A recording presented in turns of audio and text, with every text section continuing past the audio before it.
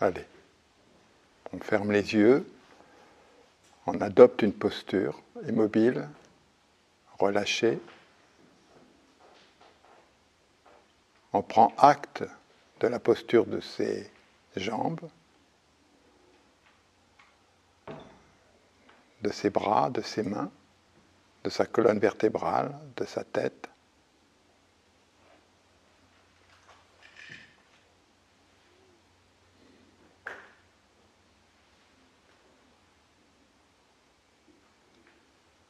Puis on décide de garder le silence, de se taire, de suspendre un moment sa parole.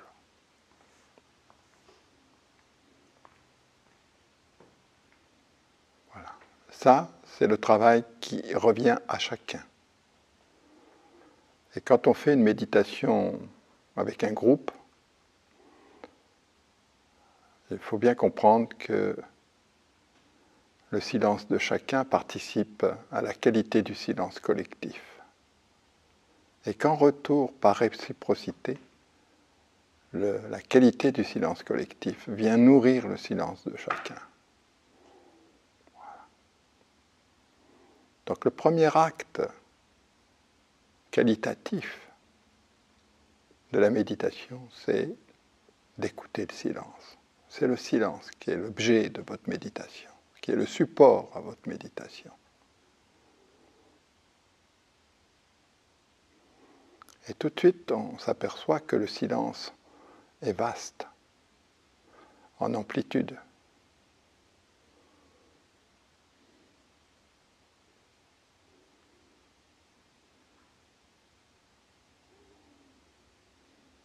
Le silence est aussi grand que l'infini. Il habite l'infini.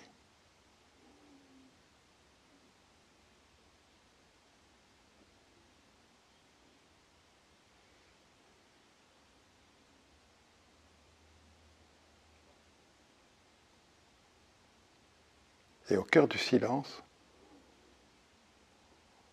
une atmosphère sonore peut apparaître, des oiseaux à l'extérieur, et qui n'apparaîtrait pas si on ne gardait pas le silence.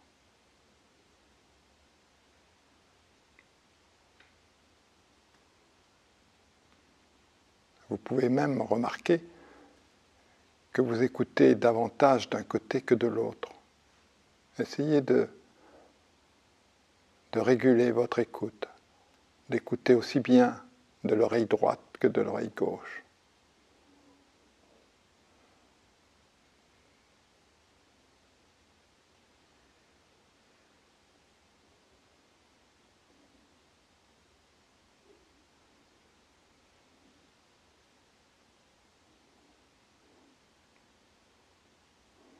Et donc la méditation vraiment commence au moment où vous sentez que le silence est stable et que vous êtes stable dans ce silence.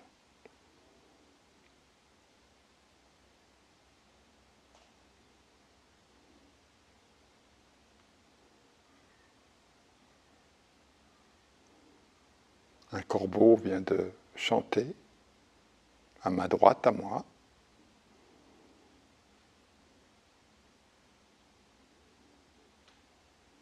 Je peux imaginer le ciel bleu à l'extérieur, la verdure. Et donc l'imaginaire est très important pour habiller le silence.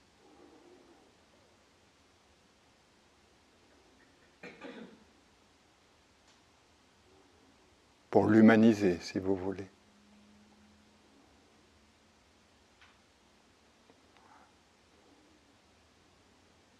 Et progressivement, on écoute le silence de l'environnement proche de la salle.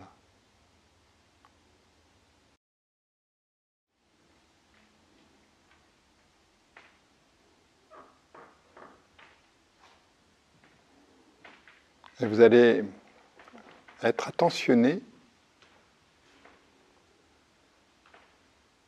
à la qualité humaine du silence. C'est-à-dire que, comme vous écoutez le silence, eh bien le silence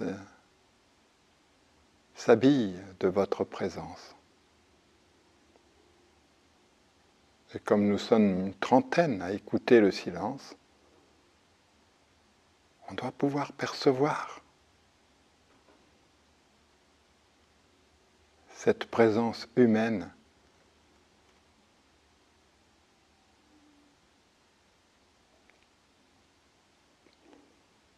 qui s'est habillée de silence. Voilà. On voit même l'atmosphère colorée qui transparaît à travers les paupières, changer de couleur, devenir peut-être plus bleu, plus sombre, plus jaune, la couleur de votre choix. Comme si le silence avait une épaisseur, une texture.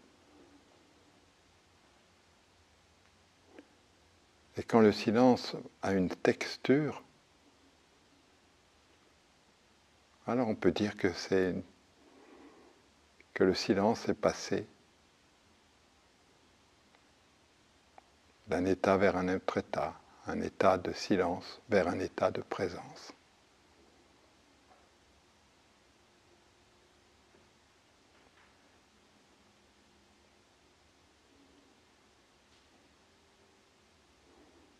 Et au moment où vous prenez conscience de cela, le silence, qui était immobile jusqu'alors, devient mouvant et émouvant dans notre chair.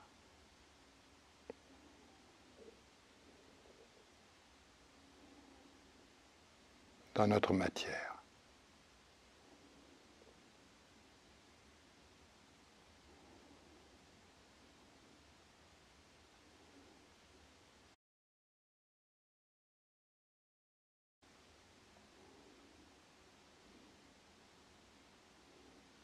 C'est le premier étonnement, c'est bien que nous soyons dans une posture totalement immobile,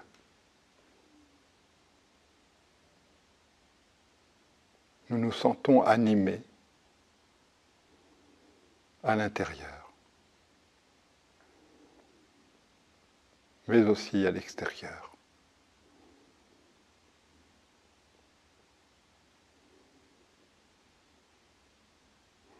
Et quand le mouvement s'anime dans votre matière, le premier sentiment qui arrive, c'est un sentiment de chaleur.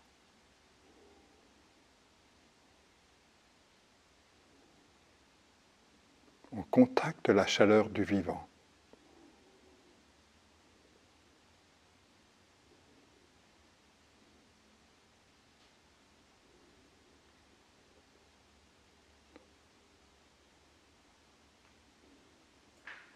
Et ce qui est une simple appréciation thermique se transforme progressivement en un sentiment chaleureux.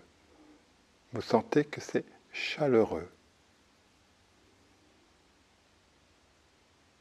Pour peu que votre pensée se soit mise à l'écart pour observer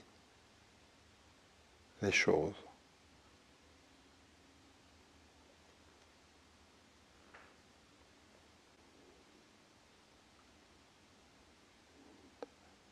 Et pour détourner la pensée, pour l'orienter vers ce qui est bon, vous pouvez vous décrire à vous-même dans le silence ce que vous êtes en train de ressentir.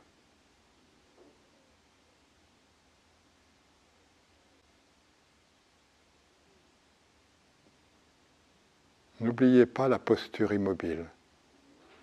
Reposez doucement votre conscience sur votre posture. Mais surtout, entrevoyez cette posture non pas comme une posture, mais comme une condition du silence.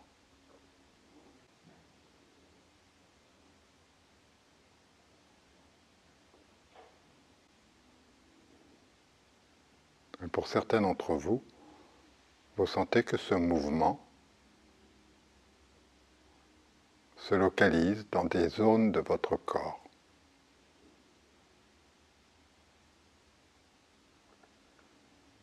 Ça peut être dans le cerveau, ça peut être dans le cœur, ça peut être dans le poumon, ça peut être dans le ventre,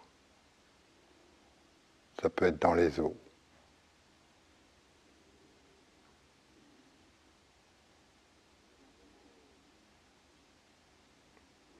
Et la première unité du corps, elle est donnée par le mouvement, qui n'est plus confiné dans une zone, mais qui est présente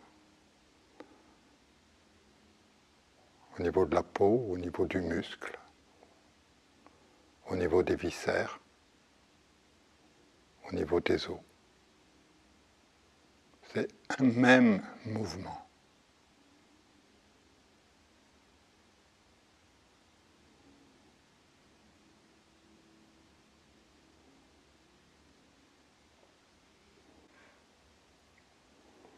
Vous sentez tout de suite si vous êtes présent ou si vous êtes à distance de vous-même.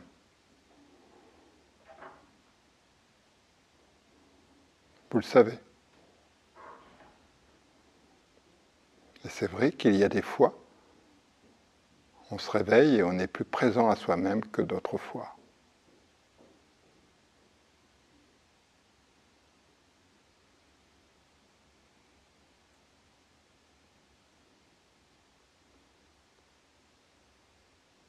Relâchez vos épaules.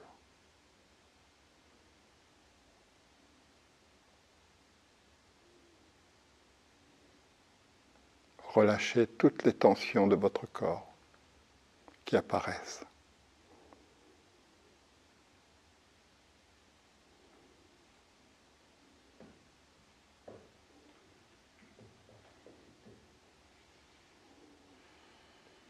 Relâchez tout ce qui est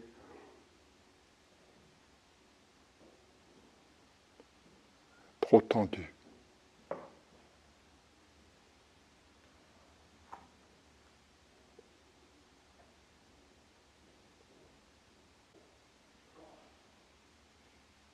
Jusqu'à la cellule.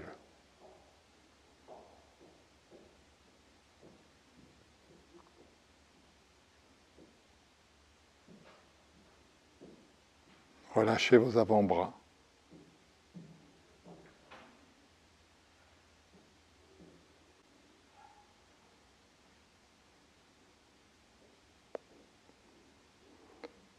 Et le temps de la méditation, c'est vraiment un temps que la personne se donne pour elle-même. Un temps de repos, un temps de retrait du bruit, de l'agitation.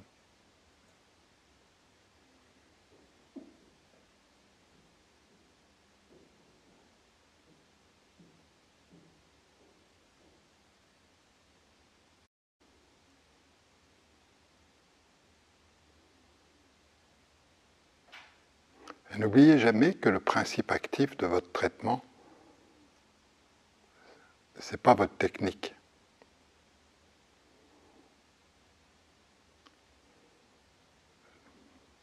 C'est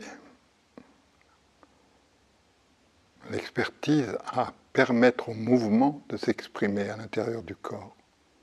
Et c'est le mouvement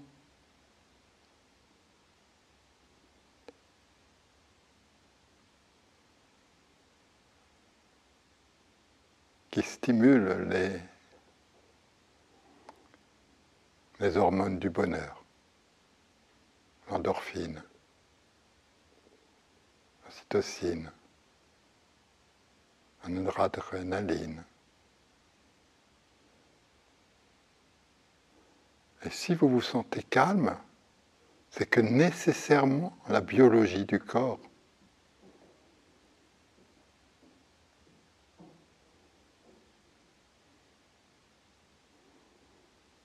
qui est stimulée est celle de la régénération.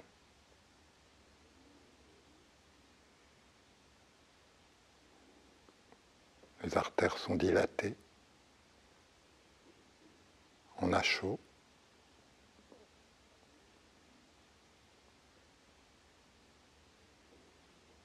Le cœur s'est ralenti dans son rythme. La tension a diminué. La tension artérielle diminue.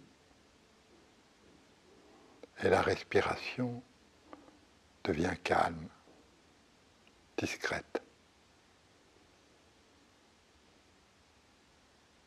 Et la pensée aussi devient discrète.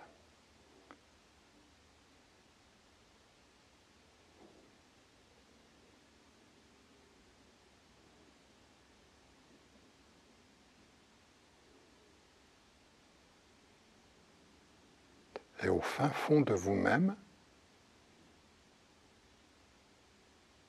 vous vous sentez présent, totalement présent.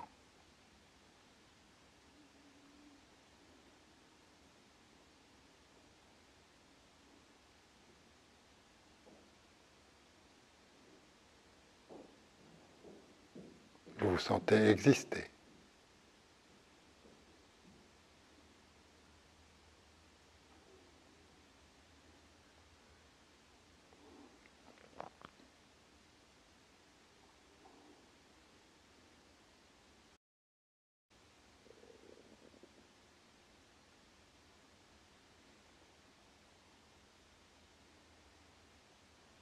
Et n'allez pas chercher des choses extraordinaires. Simplement se sentir calme, c'est déjà extraordinaire. Parce que si vous vous sentez calme, c'est la biologie qui va être déclenchée. Ce n'est pas l'inverse. Ce n'est pas parce que la biologie s'est déclenchée que vous vous sentez calme. C'est parce que vous vous sentez calme. C'est le calme qui déclenche cette biologie de régénération.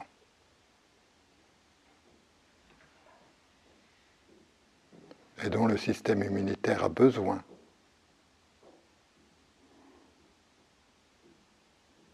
Dont le fonctionnement des hormones a besoin.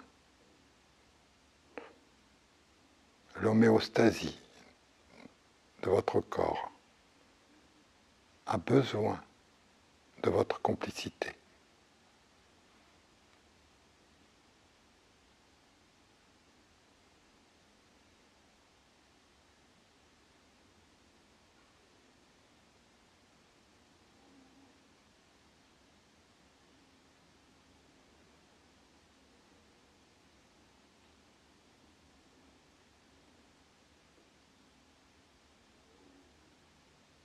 L'autre sentiment qui est bon à vivre, c'est un moment de stabilité. Vous vous sentez stable.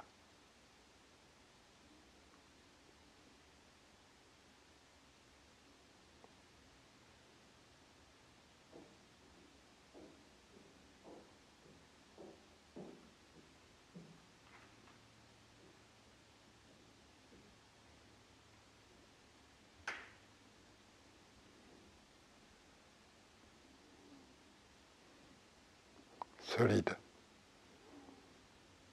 prêt à affronter la turbulence extérieure de façon différente.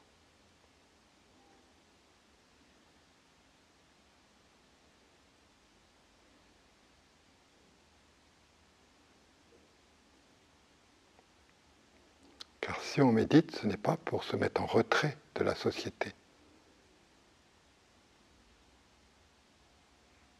mais pour être plus performant dans la société,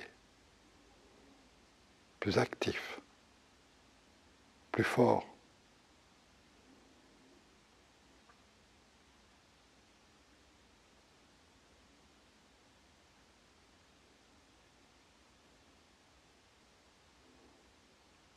Et c'est quand on se sent dans le calme et stable, c'est le moment de prendre une décision. Donc si vous avez un problème actuel à résoudre, c'est le moment pour vous d'y penser.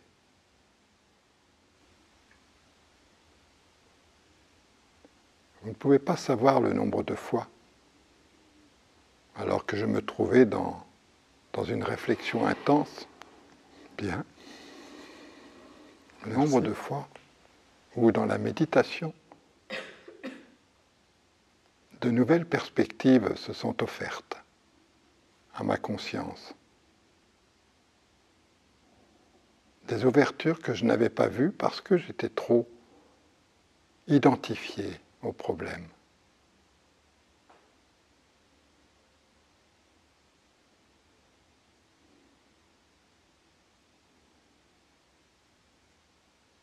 Le moment de la méditation, c'est le moment de poser une question et d'attendre la réponse, celle qui vous vient. Faites-le.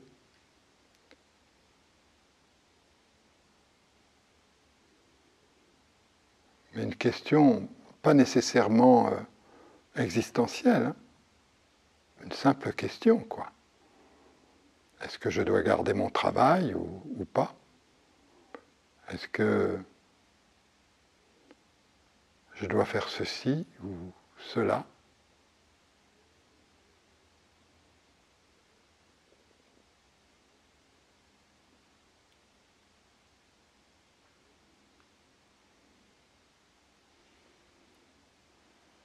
Et la prise de conscience, avant qu'elle ne soit verbale, elle se donne sous la forme d'une pensée, intime, privée.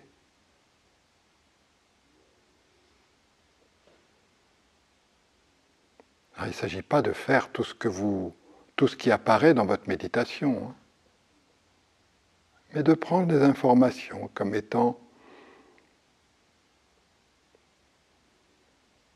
venant s'ajouter à votre réflexion.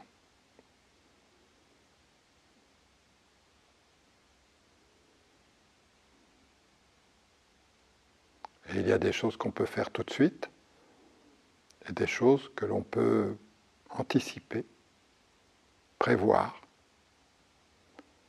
à moyen terme ou à long terme.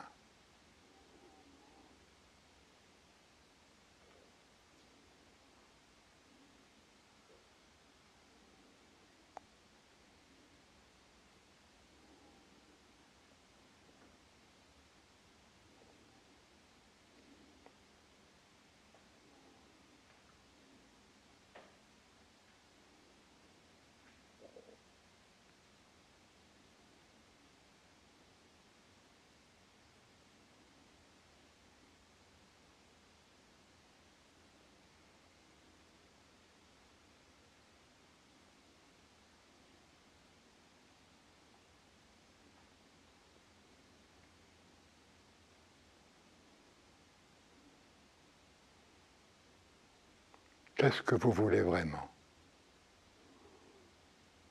Ou qu'est-ce que vous ne voulez plus?